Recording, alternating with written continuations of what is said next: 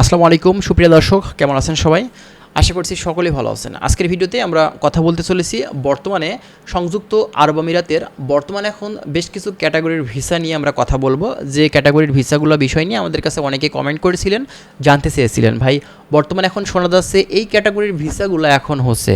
তো এই ক্যাটাগরির ভিসাগুলো এখন যদি আসলে করতে হয় সেক্ষেত্রে আমাদের ফাইল জমা দিলে কেমন সময় লাগতে পারে, বর্তমান পরিস্থিতি আসলে কী আছে সংযুক্ত আরব আমিরাতের সর্বশেষ আপডেট যদি আপনি দিতেন তো এক্ষেত্রে আমাদের জন্য ভালো হতো বর্তমান পরিস্থিতিটা আসলে বোঝার। তো আজকের ভিডিওতে আমরা সম্পূর্ণ তথ্য আপনাদেরকে দেওয়ার চেষ্টা করব। অবশ্যই ভিডিওটি আপনারা সম্পূর্ণ দেখবেন, বিস্তারিত কিছু তথ্য সংযুক্ত আরব আমিরাত সম্পর্কে আপনারা জানতে পারবেন। নতুন যারা এসেছেন সংযুক্ত আরব আমিরাতের বিভিন্ন ধরনের তথ্য পেতে অবশ্যই আমাদের চ্যানেলটি সাবস্ক্রাইব করে রাখবেন। আমরা চেষ্টা করছি বিভিন্ন বিষয় সম্পর্কে প্রতিনিয়ত কথা বলার। চলুন তাহলে কথা না বাড়িয়ে মূল ভিডিওটি শুরু করি। প্রথমত আপনাদেরকে বলি যে এখন দেখেন আসলে অনেকে বলছেন যে ভাই অনেকে ভিসা পাচ্ছে, অনেকে ফ্লাইট করছে, এয়ারপোর্টে দেখা যাচ্ছে যে দুবাইয়ের ফ্লাইট হচ্ছে। তো এক্ষেত্রে ভাই আসলে এরা কী ধরনের ভিসা দিয়ে যাচ্ছে, বর্তমান আসলে কী ভিসা ওপেন আছে? দেখেন ভিসা সম্পর্কিত বিষয়গুলো নিয়ে আমাদের অন্য চ্যানেলেও কিন্তু আসলে আমরা তথ্য দিয়ে থাকি। তো এক্ষেত্রে আমরা আপনাদেরকে কিন্তু এখানেও আসলে বিভিন্ন বিষয় সম্পর্কে কিন্তু আপনাদের অবগত করছি। তো ফার্স্ট অফ অল আপনাদেরকে বলি যে দেখেন বর্তমান পরিস্থিতিতে এখন কিন্তু আপনার এই হাই প্রফেশন ভিসা কিন্তু ওপেন আছে। বর্তমানে এখন অনেকেই ফ্লাইট করছে, যেটা কিন্তু আমরা দেখতে পাচ্ছি যে হাই প্রফেশনে তারা কিন্তু যাচ্ছে।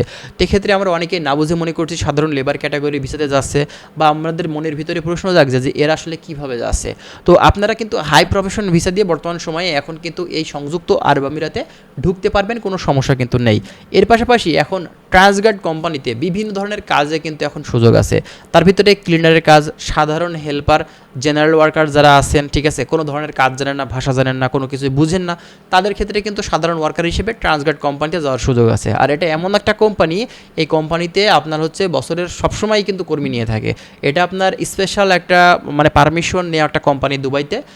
তারা যে কোনো সময় মূলত কর্মী কিন্তু বাংলাদেশ থেকে আপনার ডেলিগেট কর্তৃক ইন্টারভিউ দিয়ে এজেন্সির মাধ্যম দিয়ে তারা কিন্তু কর্মীগুলা নিতে পারে। তো নতুন করে এখন যাদের চিন্তাভাবনা আছে সংযুক্ত আরব আমিরাতে যাব, যেভাবেই হোক যাব, এক্ষেত্রে আপনারা ট্রান্সগার্ড কোম্পানিতে কিন্তু চেষ্টা করতে পারেন। এছাড়াও কিন্তু সিকিউরিটি গার্ডের কাজের কিন্তু সুযোগ আছে। দেখেন সিকিউরিটি গার্ডের কাজে কিন্তু ভালো স্যালারি হয়ে থাকে, 50 থেকে 60 হাজার টাকা কিন্তু বাংলাদেশি টাকাতে কিন্তু স্যালারি হয়ে থাকে সিকিউরিটি গার্ডে।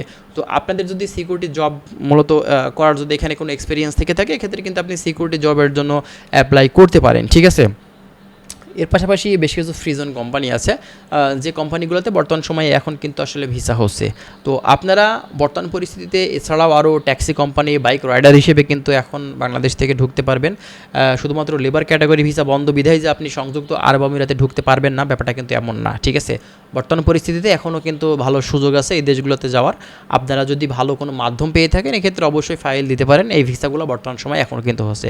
তবে অবশ্যই আপনার সংযুক্ত আরব আমিরাতে যদি হাই প্রফেশন দিয়ে আপনি যেতে চান সেক্ষেত্রে আপনার অরিজিনাল সার্টিফিকেট দিয়ে আপনারা কিন্তু ভিসা করার চেষ্টা করবেন, অন্যথায় কিন্তু পরবর্তীতে সমস্যা হতে পারে যদি ফেক ডকুমেন্টস আপনি ব্যবহার করে থাকেন।